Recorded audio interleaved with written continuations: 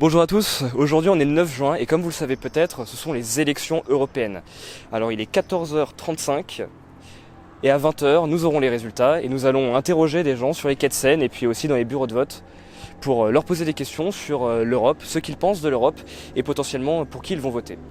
Alors avant de pouvoir poser les questions aux différentes personnes que nous allons interroger, je vais d'abord vous exposer brièvement qui sont les principaux candidats de cette élection.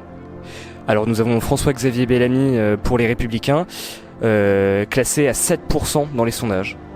Ici vous avez Marion Maréchal aux côtés d'Éric Zemmour pour le parti Reconquête, classé à 6% dans les sondages. Ensuite nous avons Manon Aubry pour la France Insoumise, classé tout fraîchement à 9% dans les sondages. Ici nous avons Léon Desfontaines, tête de liste du Parti communiste français, classé à 3% dans les sondages. Ici vous avez Marie Toussaint pour Europe Écologie Les Verts, classé à 5 ou 6% dans les sondages. Ici nous avons Raphaël Glucksmann pour Réveiller l'Europe, Place Publique et Parti Socialiste, classé à 13% dans les sondages. Alors là nous avons la tête de liste pour la majorité présidentielle, Valérie Ayé. Alors on ne sait pas trop où elle se trouve, entre 18 et 14%. Et pour finir, Jordan Bardella et Marine Le Pen pour le Rassemblement national, classés entre 30 et 33% dans les sondages. Alors nous sommes devant l'école primaire de l'Ave Maria et nous allons essayer de poser plusieurs questions à des votants qui sortent et qui rentrent pour essayer de nous éclairer un petit peu sur les élections européennes et sur leurs choix concernant ces élections. Je voulais savoir si vous pouviez, quelle était votre définition en quelques mots de l'Europe? Alors c'est une union économique et marchande a priori, et on souhaiterait qu'elle devienne plus impliquée politiquement et qu'elle nous protège un peu de toutes les nuisances qu'il y a à l'international. L'Europe, disons que c'est, au sens où on l'entend et pourquoi on est allé voter, c'est une construction politique, donc c'est un rassemblement de plusieurs pays. Et à ce niveau-là, c'est une communauté.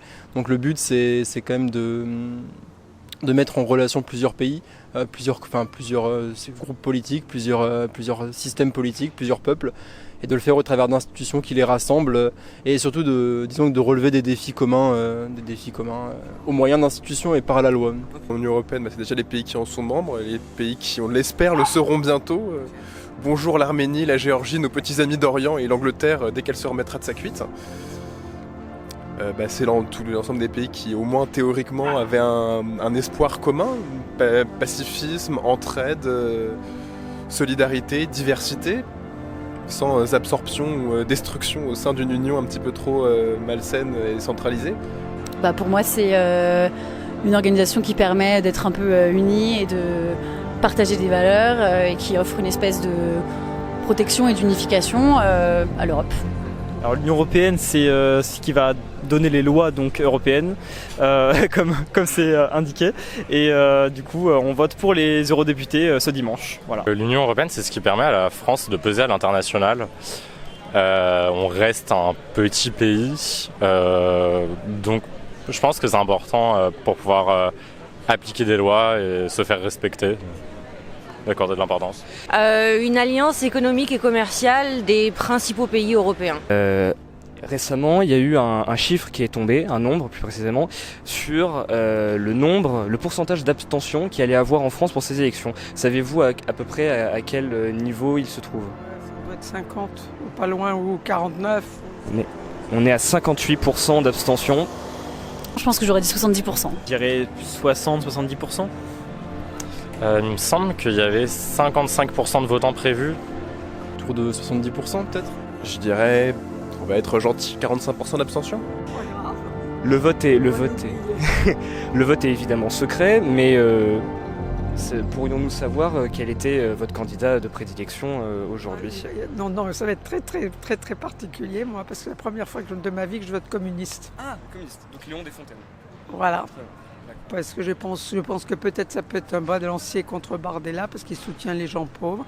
Financièrement, c'est pas du tout mon intérêt, mais ils ont une position claire et sur l'Ukraine et sur Gaza. Et on est très très sensible sur Gaza et on est complètement écœuré par ce qui s'y passe. Pas de problème, moi j'ai voté Raphaël, enfin la liste du Parti Socialiste, donc avec Place Publique. Moi, je pense que je vais plus aller vers les partis socialistes. À mon plus grand désespoir, j'ai voté Manon Aubry. J'aurais préféré. Liste pour la France Insoumise. Malheureusement, oui. Aujourd'hui. J'ai voté pour Manon Aubry de la France Insoumise. Moi, j'ai pas mal hésité entre voter blanc, voter la majorité présidentielle, voter Europe Écologie Les Verts. Je me suis tourné vers Glucksmann puisque je trouvais que c'était un milieu entre plusieurs choses. Après, de toute façon, la politique, c'est que des compromis, donc ça vous correspond pas à 100%, mais voilà.